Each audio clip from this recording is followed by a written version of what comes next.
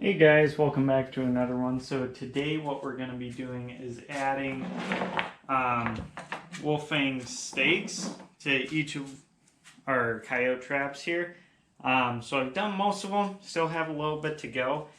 And as you can tell, still have quite a few Fang steaks to make. So we actually went out and got this. So what this is called a folding swagging tool. So basically that just means the arms fold down to make it a little smaller. Fold them out, you got a lot of power behind them.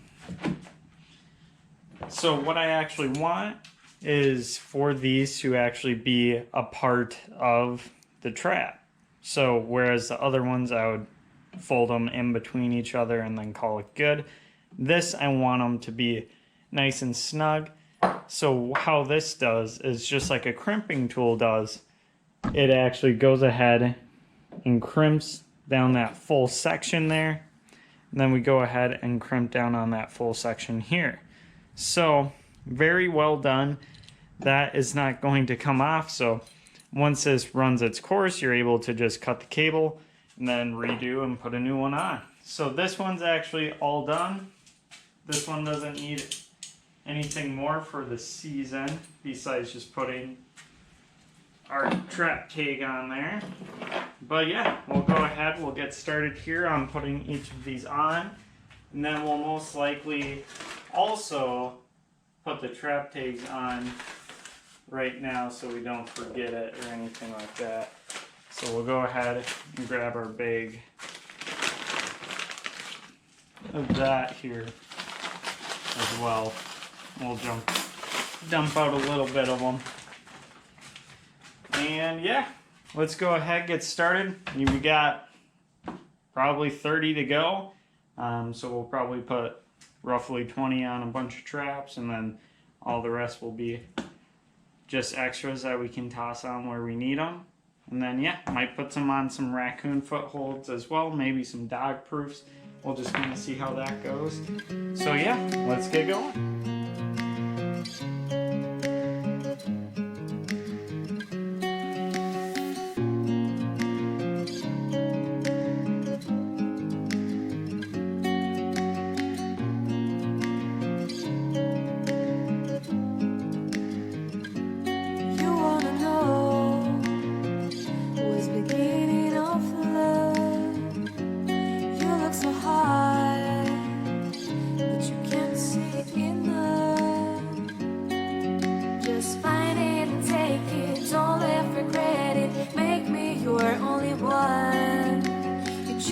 Don't lose it, don't let confuse it. Only then you'll be God.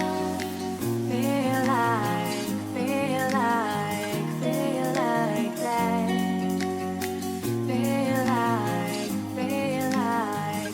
Feel like that. Your arms around me and stay with me. Feel like that. Your arms and stay with me, baby. Feel like that. Your arms around me and stay with me. Feel like that. Your arms and stay with me,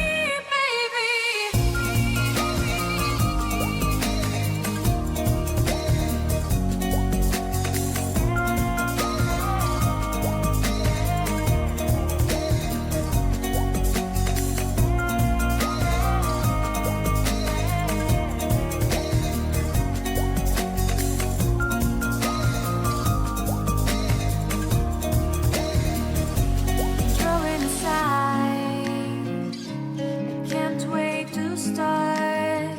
You should call the police. Now I even can breathe. You love me and hate me, true me and false me, make me your shining star. Giving, receiving, changing, believing, only then we could start. Feel like that. Feel like that. Feel like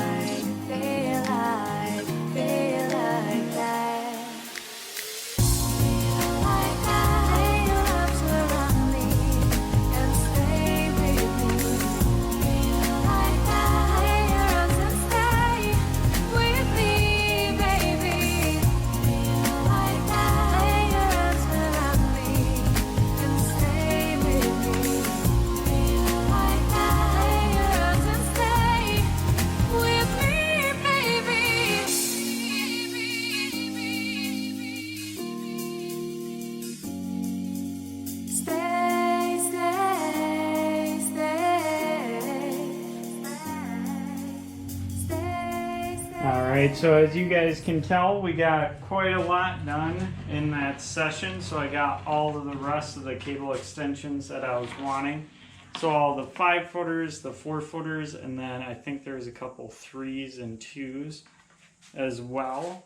So those are all done, ready to go for the season. And then I believe about 20 to 30 Fang steaks ready to go for the season right here. The one thing that you guys probably saw when I was actually going through them is, so I crimped this side nice and close to the back there. And then for this, I would make this long enough, or I guess big enough, that I can still get it over the steak in case I don't have any quick links when I'm out in the field. I can still just go like this. Yes, it's not desirable, but it's a lot better than actually not being able to use that trap at all. So it'll still work. So we got all those done, and then you saw we got all those coyote traps done as well, along with the beaver one. But yeah, I would say definitely recommend the folding swagging tool, or just a swagging tool in general, because the aluminum furls I had were 332s, so 3/32, and what I was actually putting them in at is 1/16. So it was crimping them nice and hard, and it was also crimping them nice and wide as well, compared to when I was just doing it with the hammer and just like a cable cutter tool. This actually pinches it nice and wide, so it has really good depth on there, and it shouldn't ever pull apart. I'm not too worried about the ones that I did with the hammer and just the cable cutter either. Those should be just fine, but as you could tell, this went a lot quicker than with the hammer. I would say probably a quarter of the time, and I was able to be very precise with these as well. And yeah, I would definitely recommend getting one of those if you are doing a high quantity of either cable extensions, stakes, or both. It really cuts down on that time investment. I believe this one was about $30 to $40. Very, very high end. This was the only one they had in stock. I just didn't feel like doing this all day. So this basically cut it down to a fourth of the time, and this, as you can tell, is a very heavy duty tool. Weighs probably like 10 pounds. Pure metal, nice, easy to use, and folds up a little bit, so it actually stores pretty well as well. So if you're doing this over a couple seasons, this will save you hours and hours of time, and it'll actually make these a lot better, which is making that investment better that you did with this. So overall, you'll make your money back in no time, especially if you're doing a high quantity. Depending on quantity terms, like I was doing around 50, so it was well worth it for me. Plus, for the upcoming seasons, this will be a very good tool across the board to have for stakes and all of that. So yeah, if you guys have any comments or questions about what I did, feel free to leave them down in the comments below. Let me know what kind of preparation you're up to right now, as I know everyone's a little different since it's still got a little bit of time until season starts. Some people have even started, but as you know, I've been going mostly throughout summer so far, just slowly piecemealing my way through, getting ATV set up already, getting the table ready, getting beaver boards, just flushing beams, getting it all ready to go. Just wanting to have everything ready for the season. So the earlier you start, the more things that you're going to think about, and kind of helps you on that path so you don't end up missing something that you're going to need halfway through season. And yeah, just another way to kind of help with the costs. Buying a 12-pack of the cable extensions like the Fangs is kind of spendy, not as spendy as rebar just because the shipping alone really hurts you. So if you have a bunch of cable like this, buy a bunch of aluminum furls for like, I believe it's like $2 to $5 for 100 pack, and you can make a ton of these, and just well worth your time investment as long as you don't have too much else going on, kind of in this season right now.